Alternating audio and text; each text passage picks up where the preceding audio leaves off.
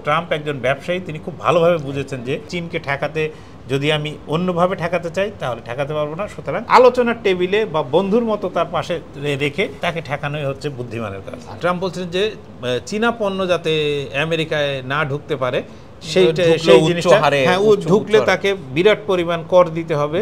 তো এই ক্ষেত্রে দুটো জিনিস মাথায় রাখতে হবে, যে চীনের রপ্তানি কিন্তু আমেরিকায় 2010 থেকে ক্রমান্বয়ে কমছে। আচ্ছা, 2023 ওটা 2023 পর্যন্ত হিসাব আছে, 2023 ওটা সর্বনিম্ন পর্যায়ে আছে। আমার ধারণা 2024 ওটা আরও কমেছে।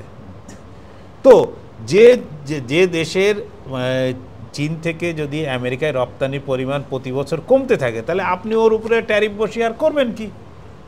কোনো লাভ নেই। দুই দেশের মধ্যে মানে বাণিজ্য ঘাটতির পরিমাণ ক্রমেই কমে আসছে।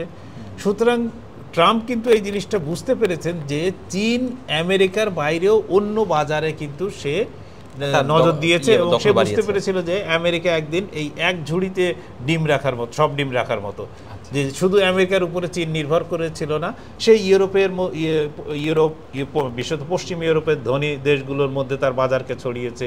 সে আফ্রিকা, এশিয়া, এমনকি আমাদের সব দেশে চীনের যথেষ্ট বড় বাজার, সমৃদ্ধ বাজার আছে। তো সব জায়গায় এমনভাবে ছড়িয়েছে যে চীন শুধু আমেরিকাকে কিছু ট্যারিফ বসিয়ে আপনার এটাকে জব্দ করার মতো ক্ষমতায়, যে জিনিসটা ট্রাম্প যে দাওয়াই দিতে চাচ্ছিলেন সেই দাওয়াইতে কাজ হবে না, এই জিনিসটা বুঝে গিয়েছেন। আর একটা যদি আমি খুব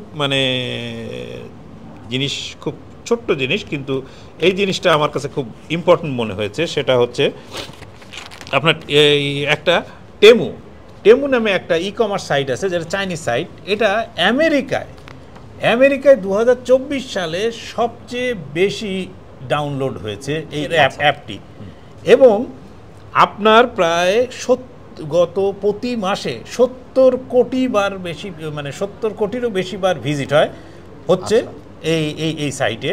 এবং সেখানে কি হয় আর বলতে পারেন যে একটা অ্যাপ, এটা তো এমন কিছু বিষয় না, কিন্তু সেখানে মানে আমেরিকার বুকে এটা সর্বাধিক ডাউনলোডেড অ্যাপ। তো সেই অ্যাপটা কি কারণে সেই অ্যাপে হচ্ছে ই-কমার্স সাইটে মানুষ অর্ডার দিচ্ছে কি পরিমাণ অর্ডার দিচ্ছে, এর সিংহভাগই হচ্ছে কিন্তু $800 কম। তার মানে একান্তই সাধারণ আমেরিকানরা কিন্তু অর্ডার দিচ্ছে। এই অর্ডার সরাসরি কোথায় চলে যাচ্ছে? চীনে চলে যাচ্ছে।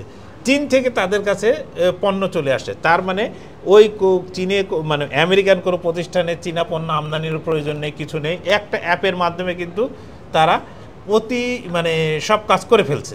আচ্ছা, গত বছরই সে $50 বিলিয়ন উপর রাজস্ব আয় করেছে। আপনি ভাবুন যে একটা অ্যাপ দিয়ে সে $50 বিলিয়ন আপনার যে জিনিস বিক্রি করেছে, যেটা বিশাল একটা না।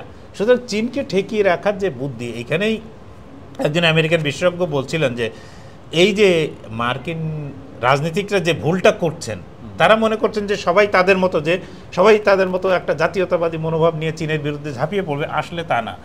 মানুষ যেখানে সবচেয়ে কম দামে সবচেয়ে ভালো জিনিসটা পাবে, মানুষ সেইখানে যাবে। এইখানে জাতীয়তাবোধ এইসবের কোনো ধান্দাবাজি এই ধরনের কিছু চলবে না। তো যেখানে মানুষ পেয়েছে সেখানে গেছে, এবং এটা ঠেকানোর কোনো রাস্তা নেই।